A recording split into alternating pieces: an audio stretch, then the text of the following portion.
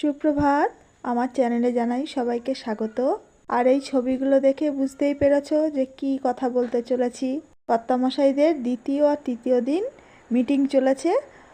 ওরা চতুর্থ দিন বেরিয়ে পড়েছিল কাছাকাছি কিছু দর্শনীয় স্থান দেখার জন্যে। এই দর্শনীয় স্থানগুলি বিখ্যাত ঐতিহাসিক ঘটনাসমূহের প্রমাণচিহ্ন। প্রতিদিন কয়েক হাজার মানুষ নানা দেশ বিদেশ থেকে এই স্থানগুলি দর্শনে আসে। ওনার তো এই নিয়ে তৃতীয়বার যাওয়া হলো। আমরাও গেছি। দিল্লি, আগ্রা, হরিদ্বার ট্যুর ছিল আমাদের 12 দিনের। মেয়ে তখন ক্লাস 6-এ পড়ে। আমরাও এখানে ঘুরে এসেছি। আমরা প্রত্যেক বছরই যাই বেড়াতে। সত্যি এত সুন্দর জায়গা, একবার গেলে তো মন ভরে না, মনে হয় বারবার যাই।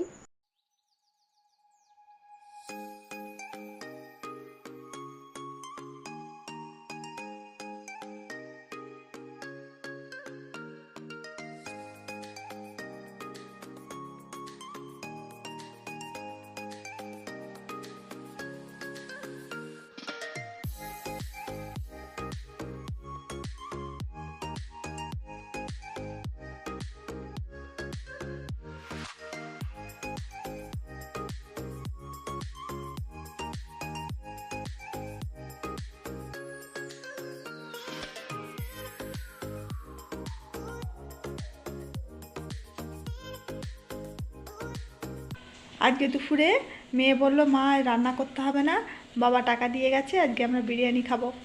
তা হাজি থেকে 2 প্যাকেট বিরিয়ানি নিয়ে আসলো। আমরা গরম গরম খেয়ে নিই।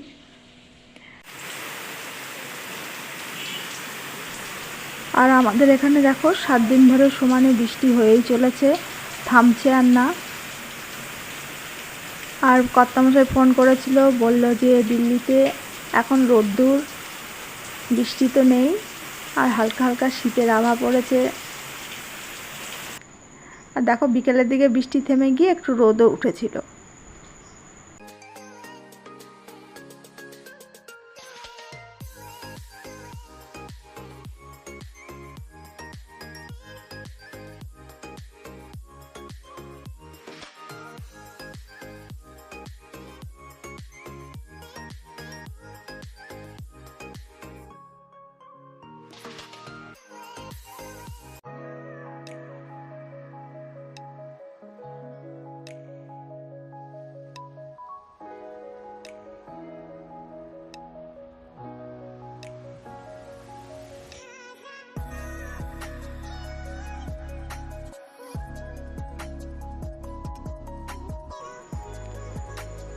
দেখার যা ছিল ওরা দেখে গাড়ি ধরে হোটেলের পথে রওনা দিয়েছে। হোটেলে গিয়ে লাঞ্চ সেরে একটু বিশ্রাম করবে, তারপর সন্ধ্যাবেলা সেখান থেকে বেরিয়ে পড়বে। আনন্দবিহার থেকে রাত 8:20 ওদের ট্রেন বাড়ি ফেরার জন্যে। তাহলে ভিডিওটা বেশি বাড়ালাম না, এখানেই রাখলাম। ভালো লাগলে প্লিজ কমেন্টে জানিও কেমন লাগলো, আর লাইক করো আর শেয়ার করো। আর নতুন যারা আছো তারা আমার চ্যানেলটা সাবস্ক্রাইব করে দিও। তাহলে আজকের মতো টাটা, গুড নাইট।